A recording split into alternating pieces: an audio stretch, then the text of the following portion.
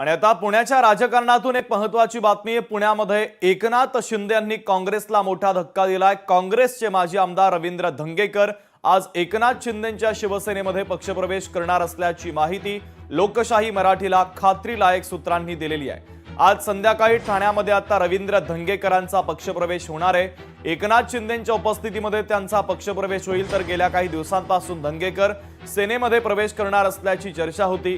या निमित्तानं रवींद्र धंगेकर हे लोकशाही मराठी सोबत चर्चा करताना त्यांनी या संदर्भातले संकेत देखील दिलेले होते। कार्यकर्त्यांसोबत बोलून योग्य तो निर्णय घेतला जाईल असं रवींद्र धंगेकरांनी लोकशाही मराठी सोबत बोलताना म्हटलेलं होतं। आणि आता लोकशाही मराठीच्या बातमीवर जवळपास शिक्कामोर्तब होत असल्याचं पाहायला मिळतंय। रवींद्र धंगेकर एकनाथ शिंदेंच्या शिवसेनेमध्ये आज प्रवेश करतात। ठाण्यामध्ये एकनाथ शिंदेंच्या उपस्थितीमध्ये ते धनुष्यबाण हाती घेणार आहे।